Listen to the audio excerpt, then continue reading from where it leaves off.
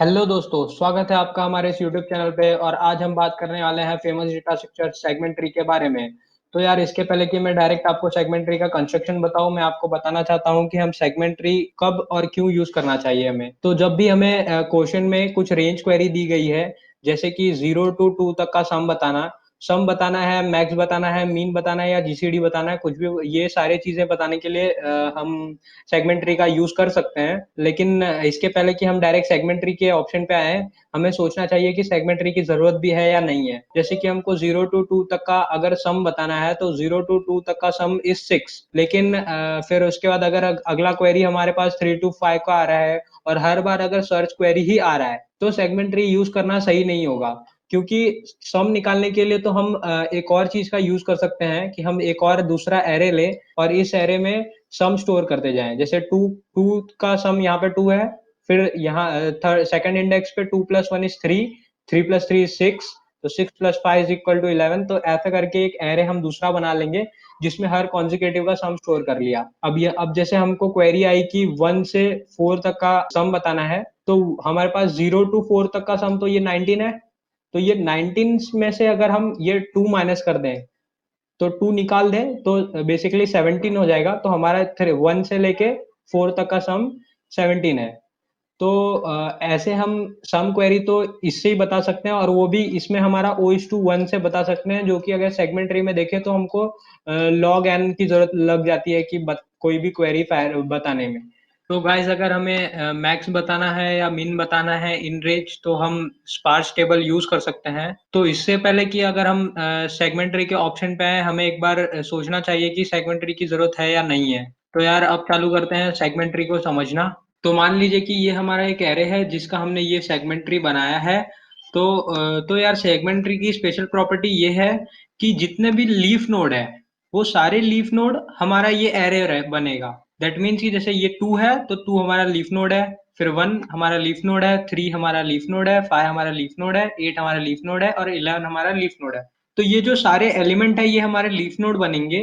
और अगर हम देखें तो हर कॉन्जिक्यूटिव का जो पेरेंट है, वो अपने दोनों चाइल्ड का सम है। दैट मीन्स कि पेरेंट नोड अपने दोनों चाइल्ड नोड का सम है। तो ये सम वाला सेगमेंट ट्री है, इसलिए इसमें हमारा दोनों का सम स्टोर करेंगे ऊपर वाले नोड में, पेरेंट नोड में। तो अगर ये मैक्स को स्टोर करने वाला सेगमेंट ट्री होता, तो इन दोनों का मैक्स स्टोर होता। और अगर ये मिन को स्टोर करने वाला सेगमेंट ट्री होता, तो इन दोनों का मिन स्टोर होता। तो ऐसे ही हम ऊपर तक गए हैं। मतलब जैसे कि ये 30 है, तो ये 6 + 24 को प्लस करके बना है। तो इसमें हमें ये top most node denote denote करता है कि ये पूरे एरे का सम है, ये पूरे एरे का सम है। और फिर ये जो हाफ है लेफ्ट साइड डिनोट करता है कि ये फिर इसके लेफ्ट तक का सम है, इसके लेफ्ट तक का सम है। और फिर ये डिनोट करता है कि ये इसके राइट तक का सम है। ठीक है। फिर ये जो है, इसमें एक और लेफ्ट आता है और इसमें एक और राइट आता है। तो फिर इसके लेफ्ट का सम ये है, ये लेफ्ट का सम ये है, और इसके राइट का सम अकेला 3 है। अब ये जो अकेला है वो ये इसका सम है। और वैसे ही इसमें भी होता है कि इसके लेफ्ट का सम ये है और इसके राइट का सम अकेला ये है। अब इसमें भी ऐसा डिवाइड करते जाएंगे, और ऐसा हम तब तक डिवाइड करते जाएंगे जब तक कि हमको लीफ नोड ना मिल जाता। और एक बार हमको लीफ नोड मिल गया, तो फिर हम रिटर्न करेंगे। रिटर्न मतलब ये रिकर्सिव कॉल जो बैक आता है। बैक आने में वो सारे ये इसको और इसका सम स्टोर करेगा यहाँ पे, फिर इसका सम इधर आएगा, फिर इसका सम इधर आएगा, फिर टोटल सम यहाँ बनेगा, फिर ऊपर जाएगा। और ऐसे करके हम ये ट्री कंस्ट्रक्ट कर लेते हैं पूरा। तो ये जो ट्री कंस्ट्रक्शन है इसमें तो हो गया। अब मैं बताऊंगा कि सर्च कैसे करते हैं, क्वेरीज कैसे फायर होती है इसमें। तो गाइस, अभी मान लीजिए कि हमारे पास ये 3 रेंज है, 3 क्वेरी आई है, रेंज क्वेरी। अब 2 to 5 के बीच का हमको सम बताना है। तो हम यहाँ से पहले हमारा दोनों साइड फायर होगा, मतलब हमारा ये क्वेरी दोनों साइड फायर होगी सर्च करने के लिए। तो हम देखेंगे कि ये जो 24 पे आए हम, तो ये 3 to 5 तक का सम है। तो 3 to 5 का सम 2 to 5 के सम के बीच में लाई करता है क्या? हाँ, लाई करता है। मतलब 3 to 5 का सम से हम 2 to 5 के सम के बीच में ही आता है। तो ये 24 एग्जैक्टली रिटर्न हो जाएगा यहाँ 30 पे बैक। तो यहाँ 30 पे एक साइड 24 आके रुका हुआ है और दूसरे साइड की हम इंतजार में है। तो ये साइड हम जाएंगे यहाँ पे, तो यहाँ पे भी दोनों साइड क्वेरी फायर होगी, इस साइड भी क्वेरी फायर होगी, इस साइड भी फायर होगी। तो ये जो बोलता है, ये बोलता है कि 2 से 2 तक का आंसर है 3। तो क्या 2 से 2 तक का आंसर ये रेंज में लाई करता है क्या? हाँ, तो वो लाई करता है। तो ये अगेन यहाँ पे पीछे भेजेंगे, तो यहाँ से आएगा 3, और यहाँ पे हम आएंगे, बोलेंगे, पूछेंगे कि 2 से 5 तक का के बीच में ये 1 टू 0 तक का लेंथ आता है क्या? तो बिल्कुल ही नहीं लाया होता है। तो मतलब कुछ ला ही नहीं होता, तो यहाँ से बैक हो जाएंगे। यहाँ से बैक करेंगे विद जीरो ऑप्शन, मतलब यहाँ से जीरो के साथ बैक हो जाएंगे। तो 0 प्लस 3 इज 3, तो यहाँ से 3 आएगा, और ये 3 आया, तो 3 प्लस 24, तो 27 हो गया। तो ये 27 is the answer of this, तो यहाँ पे 27 पास हो जाएंगे। फिर 0 टू 3 का देख लेते हैं। फिर 0 से 3 तक का आंसर जो है, हम पहले दोनों साइड सर्च करेंगे, इस साइड भी सर्च होगा, इस साइड भी सर्च होगा। तो 0 से 3 तक का यूज इसमें है क्या? हाँ, तो एक थर्ड वाला है, 3 टू 5 तक जाना है हमको, 0 टू 3 में थर्ड वाला इसमें लाई करता है। तो इस साइड भी जाएंगे और इस साइड भी जाएंगे।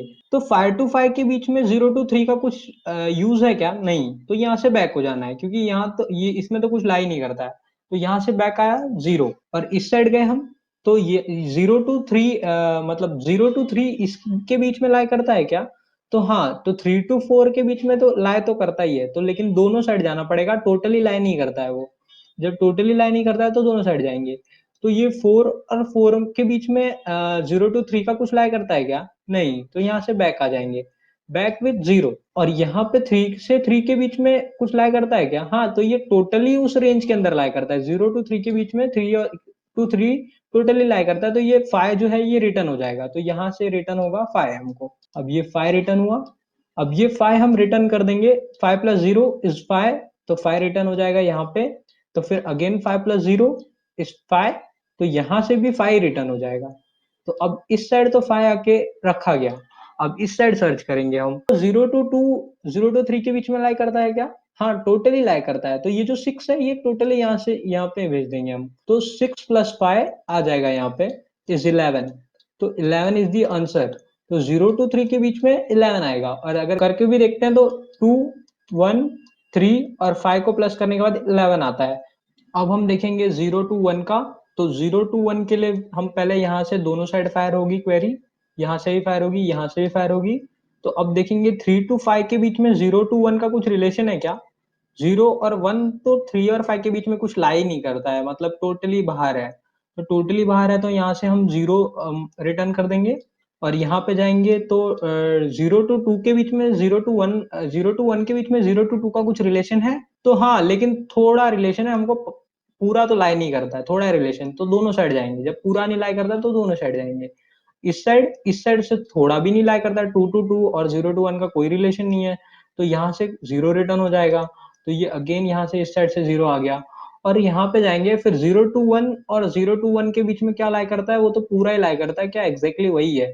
तो ये जो 3 है इसको रिटर्न करेंगे यहाँ से बैक। अब यहाँ पे 3 आएगा, और 3 प्लस 0 इज 3, तो यहाँ से भी 3 रिटर्न हो जाएगा। तो अब यहाँ से 3 आ गया, और 3 प्लस 0 इज 3, तो टोटली आंसर ही 3 है इसका। तो ऐसे चलता है सर्चिंग हमारा अंदर साइड, मतलब अंदर हम जाएंगे और फिर देखेंगे दोनों साइड जाए, अगर थोड़ा भी लाई करता है तो दोनों साइड जाएंगे, टोटली लाई नहीं करता है तो वहां से रिटर्न हो जाएंगे 0 के साथ। और अगर पूरा लाई करता है, टोटली लाई करता है, तो जो वैल्यू है नोड है वही नोड रिटर्न कर देंगे। तो आपको इस बात पे ध्यान देना चाहिए कि अगर थोड़ा भी लाई करता है तो दोनों साइड जाएंगे, पूरा लाई करता है तो सेम नोड को रिटर्न कर देंगे, और अगर लाई ही नहीं करता है तो 0 रिटर्न कर देंगे। और ऐसे हमारा सर्च क्वेरी चलते रहता है। तो गाइस अब बात करते हैं अपडेट के बारे में। तो यार अपडेट बहुत ही इंपॉर्टेंट चीज है सेगमेंट ट्री में। मैंने जैसे आपको पहले बताया था कि अगर मिन या मैक्स निकालना है तो आप स्पार्स टेबल यूज कर सकते हैं, और अगर सम निकालना है तो वो एक एक्स्ट्रा एरे बना के यूज कर सकते हैं। लेकिन उसमें भी एक ड्रॉबैक है कि आप उसमें अपडेट नहीं कर सकते, या किसी कांस्टेंट टाइम में अपडेट नहीं कर सकते। लेकिन सेगमेंट्री हमें यही प्रॉफिट प्रोवाइड करता है कि हम अपडेट लॉग एन में कर सकते हैं। तो बेसिकली अपडेट बहुत ही इंपॉर्टेंट चीज है, क्योंकि अगर क्वेरी में जैसे ही तुम्हारे क्वेश्चन में अपडेट आता है, तो फिर 80% चांस है कि सेगमेंट्री ही यूज होगा उसको सॉल्व करने के लिए। वैसे दूसरी ऑप्शन भी है, लेकिन सेगमेंट्री बहुत ही अच्छा ऑप्शन है हमारे पास। तो अब बताता हूँ कि इसमें अपडेट कैसे करेंगे। तो बेसिकली अगर जीरोथ इंडेक्स पे 3 डालना है हमको, तो पहले हम चेक करेंगे कि पहले हमारा अभी करंटली कौन सा है, तो करंटली 2 है 0th इंडेक्स पे, तो 3 माइनस 2 इज 1, तो एक का डिफरेंस है, तो 1 अगर मैं इसमें प्लस कर दूं तो ये 3 हो जाना है। तो फिलहाल मैं अभी इसको इस वाले एरे में डायरेक्टली अपडेट कर देता हूँ 3 से, और फिर सेम चीज हम अपने सेगमेंट ट्री में भी करेंगे। तो सेगमेंट ट्री में हम सबसे पहले रूट नोड पे जाएंगे और यहाँ पे चेक करेंगे कि अब 0th इंडेक्स का सम इसमें है कि नहीं है। तो 0 to 5 का सम ये टोटल है, तो इसमें है, तो इसमें एक डिफरेंस प्लस करेंगे तो ये हो जाएगा 31, एक प्लस करेंगे, फिर इस साइड भी जाएंगे और इस साइड भी जाएंगे। तो इस साइड पहले चेक करते हैं कि इस साइड 0 इंडेक्स का कुछ भी है क्या, तो ये 3 to 5 का सम है, इसमें जीरो नहीं लाई करता है, 3 to 5 का सम है, तो यहाँ से रिटर्न आ जाएंगे कुछ भी अपडेट ना किए बिना। फिर यहाँ पे जाएंगे, फिर यहाँ पे हम देखेंगे कि 0 का यहाँ पे सम है क्या, 0 to 2 का सम है, तो हाँ है, तो यहाँ पे अपडेट होगा 7, और फिर दोनों साइड फायर होगी क्वेरी और इस साइड भी फायर होगी। अब यहाँ पे चेक करेंगे कि 0 इंडेक्स का यहाँ पे कुछ लेना देना है क्या, नहीं, यहाँ पे 2 से 2 का है तो कुछ नहीं होगा, यहाँ से बैक हो जाएंगे। फिर यहाँ पे जाएंगे और यहाँ पे 0th इंडेक्स का कुछ है क्या, हाँ, तो इसको 4 से अपडेट करेंगे और फिर दोनों साइड जाएंगे। फिर इस साइड तो कुछ लेना देना नहीं है तो यहाँ से बैक हो जाएंगे, और इस साइड फिर अपडेट होगा तो ये 3 हो जाएगा, +1 करेंगे तो 3। तो बेसिकली हमारा, जैसे कि हमको जहाँ पे अपडेट करना है वहां तक का पाथ, वहां तक का पाथ पूरा अपडेट होगा, पूरा अपडेट होगा, बाकी सब नहीं अपडेट होंगे लेकिन वहां तक का पाथ अपडेट होगा। तो ये ऐसे चलेगा। तो एक दो एग्जांपल और लेके बता देता हूँ आपको। अब ये सेकंड इंडेक्स पे 2 अपडेट करने के लिए हम सेकंड इंडेक्स पे जाएंगे। 2 माइनस 3 इज -1, तो ये -1 हम इसमें इसमें सारे पाथ में ऐड करते जाएंगे। तो ये -1 हम सारे पाथ में ऐड करते जाएंगे। तो स्टार्ट करते हैं रूट नोड से। तो रूट नोड, ये जो नोड है वो 0 to 2 के इंडेक्स में आता है, हाँ, तो इसमें -1 करेंगे तो 29 हो जाएगा, और फिर इस साइड भी जाएंगे और इस साइड भी जाएंगे। तो इस साइड तो 2 इंडेक्स लाई नहीं करता है, 3 to 5 लाई करता है, 2 लाई नहीं करता, तो यहाँ से बैक आ जाएंगे बिना कुछ अपडेट किए। फिर इस साइड जाएंगे, फिर ये 2 लाई करता है तो 6 - 1 इस यहाँ पे 5 अपडेट हो जाएगा, और फिर इस साइड भी जाएंगे और इस साइड भी जाएंगे। अब ये साइड तो अब ये देखेंगे 0 और 1 में 2 तो लाई नहीं करता है, तो यहाँ पे कुछ भी अपडेट नहीं होगा, ये बैक हो जाएगा। और ये 3 जो 3 है वो 2 ये सेकंड इंडेक्स में लाई करता है, तो ये 3 में -1 करेंगे और ये हो जाएगा 2, और यहाँ से हम आ जाएंगे बैक, और यहाँ से फिर बैक, और पूरा पूरा अपडेट करके हम चले आए। तो यार अब देख लेते हैं फोर्थ इंडेक्स पे 4 अपडेट करके। तो फोर्थ इंडेक्स में फिलहाल 8 है, तो 4 - 8 इज -4, तो -4 हमको प्लस करते जाना है सारे इंडेक्स में जब तक कि 8 इंडेक्स उसमें लाई करता है।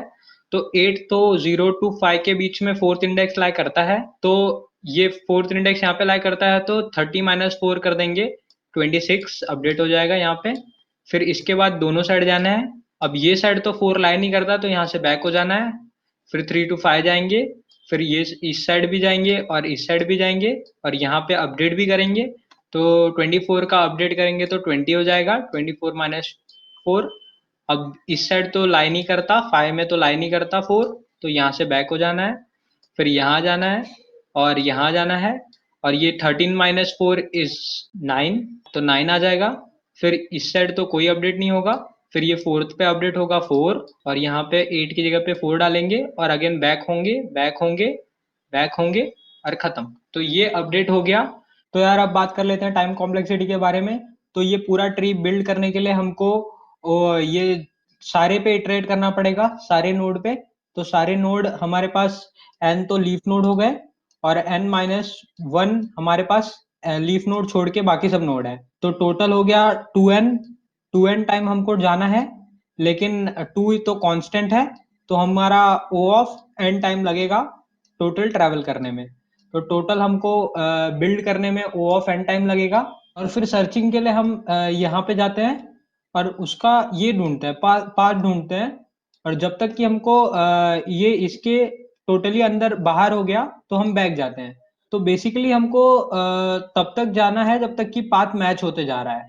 तो दैट मीन्स कि हम ज्यादा से ज्यादा एक डेप्थ में जा सकते हैं। तो एक डेप्थ में जा सकते हैं, तो टोटल डेप्थ हमारा हो सकता है log n, log of base 2 of n, क्योंकि हर एक बात 2 में डिवाइड हुआ है। 2 पार्ट में डिवाइड हुआ है, हर एक के बाद हमारे पास 2 ही ऑप्शन है, तो log ऑफ 2 का n लेना है, तो O of log n, O of log n हमारा टाइम कॉम्प्लेक्सिटी हो जाता है सर्चिंग के लिए। और हमारा अपडेट के लिए भी सेम ही रहेगा, क्योंकि हमको अपडेट के लिए भी एक बार ऊपर से तब तक जाना है जब तक कि वो नोड नहीं मिल जाता जो अपडेट होनी है।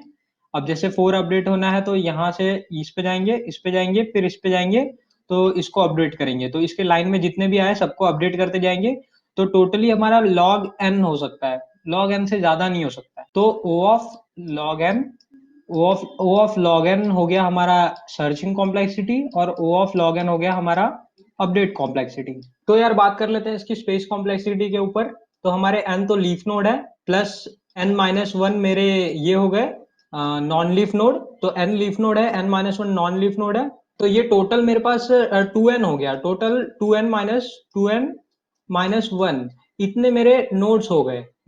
तो अगर हम लिंक लिस्ट रिप्रेजेंटेशन कर रहे हैं तो 2n-1 होगा, और अगर हम एज एन एरे रिप्रेजेंटेशन कर रहे हैं इसका, तो एरे रिप्रेजेंटेशन में हमको थोड़े और लग जाएंगे, क्योंकि इसको इसको एरे में डालने के लिए पहले इसका और इसका प्लेस आता है। मतलब फिर से बताता हूँ कि जैसे एरे रिप्रेजेंटेशन में तो ऐसा रहता है कि लेफ्ट चाइल्ड जाना है तो 2 इंटू आई प्लस वन, और राइट चाइल्ड जाना है तो 2 इंटू आई प्लस टू, और फिर पेरेंट जाना है तो I minus one divide by two, तो I minus one divide by two, ये वाले फॉर्मूले से जाते हैं। तो अगर इसके पहले आपने मेरे हीप का वीडियो नहीं देखा है तो फिलहाल जाइए और वो वीडियो देखिए, तो आपको समझेगा ये एरे रिप्रेजेंटेशन थोड़ा डिटेल में। तो मैं आपको बता देता हूँ कि एरे रिप्रेजेंटेशन में हमें ये एक्स्ट्रा डमी नोड्स की भी जरूरत, मतलब डमी नोड्स भी हमको लग जाएंगे जिसकी कोई जरूरत नहीं है, लेकिन स्पेस कॉम्प्लेक्सिटी में हमें उसको भी काउंट करना पड़ सकता है। तो बेसिकली हाइट के ऊपर डिपेंड करता है कि कितना स्पेस हमको लगेगा। तो अगर मैं 2 log n बोलूं, log n height of this, तो ये हो गया मेरा इतना कवर, और इंटू 2 माइनस वन, तो मुझे बेसिकली ये लगेगा 2 into two of log n, ये जो हाइट है, इंटू 2 माइनस वन, इतना लगेगा मुझे ये नोट्स, इतने में मेरे मुझे नोट्स की जरूरत पड़ने वाले हैं। तो गाइस अगर अभी आपको कुछ नहीं समझा है तो हम कोड वॉक थ्रू में पूरा देख लेते हैं अच्छे से। तो गाइस हमने कोड में कुछ हेल्पर फंक्शन डिनोट कर लिया है, जैसे मैक्स से सील और लॉग ले ली है, और बाइनरी पावर ले लिया है एक फंक्शन जो एक्सपोनेंट देता है हमको। अब उसके बाद हमने एक सेगमेंट ट्री का नाम का क्लास बनाया है, फिर कंस्ट्रक्टर में हमने एक एरे पास किया है, उस एरे की साइज निकाल ली है, साथ में हाइट निकाल ली है। अब हाइट क्या है कि जो एरे है, एरे की साइज है, उसको लॉग लिया है, उसका लॉग वैल्यू लेके सील किया है।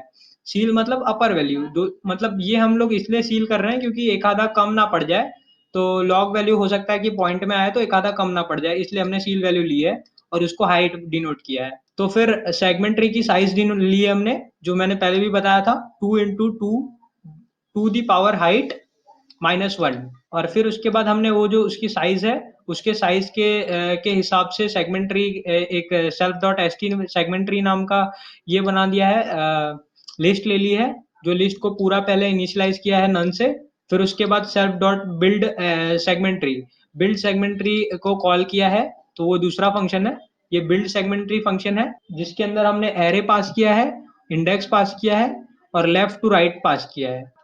तो हमारा जब लेफ्ट और राइट हमेशा इक्वल हो जाएगा तो दैट मीन्स कि हम लीफ नोड पे पहुंच गए हैं और हमको वैल्यू सेगमेंट ट्री में डाल के रिटर्न करनी है। नहीं तो फिर हाफ लेना है और दोनों साइड जाना है और दोनों साइड को प्लस करके वैल्यू करंट वाले पे डालनी है, और जो करंट की वैल्यू है उसको रिटर्न कर दो। यही है फंक्शन। तो बिल्ड फंक्शन क्वाइट इजी है, जैसे कि अब हम एल आर इक्वल हो गया, दैट मीन्स हम लीफ नोड पे पहुंच गए, तो लीफ नोड पे पहुंच गए तो सेगमेंट ट्री में कॉपी कर दो एरे की वैल्यू और उसको रिटर्न कर दो। नहीं तो मिड में जाओ और दोनों साइड जाओ, ये लेफ्ट साइड जाएगा, ये राइट साइड जाएगा। देखिए index into one, index into two plus one मतलब लेफ्ट साइड, और index into two plus two मतलब राइट साइड, और फिर ये रिटर्न कर देंगे। तो सर्च क्वेरी देख लेते हैं हमने। सर्च क्वेरी में हमारा एल टू आर फायर होगा, एल से लेके आर तक का रेंज फायर हुआ। अब अगर इनवैलिड है तो हम पहले ही प्रिंट करेंगे कि इनवैलिड, नहीं तो फिर हमको एक हेल्प फंक्शन की जरूरत लगेगी सर्च हेल्प नाम का हमने एक फंक्शन बना लिया है जिसकी ज़रूरत है, क्योंकि अंदर कंटिन्यू रिकर्सन होना है, तो सेम फंक्शन में हम बना नहीं सकते, क्योंकि हमने ये एल भी चेक करने के लिए यूज़ किया है एक अलग से। तो फिर हेल्प फंक्शन से हमने क्या किया है कि हेल्प फंक्शन में हमने पहले चेक किया है कि अगर वो वैल्यू टोटली इनसाइड है, ये कंडीशन है कि टोटली हमारा रेंज इनसाइड आ रहा है, तो रेंज अगर टोटली इनसाइड है तो करंट वाला पास कर दो, मतलब करंट वाली सेगमेंट ट्री की वैल्यू पास कर दो। अगर रेंज टोटली आउटसाइड है तो रिटर्न 0 करना है, और अगर नहीं है तो मिड में लो और दोनों साइड सर्च करना है हमको।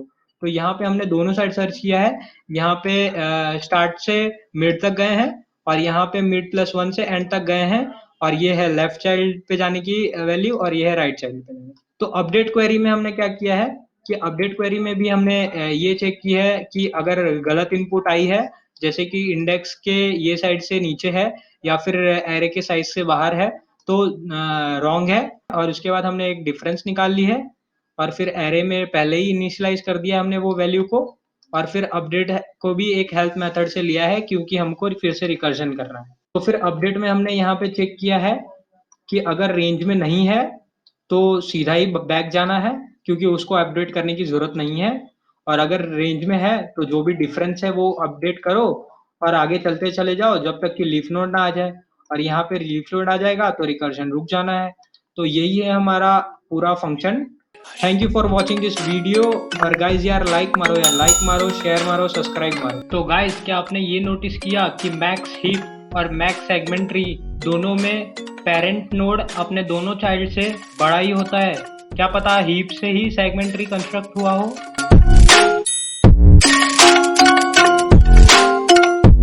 Don't stop chasing your dreams.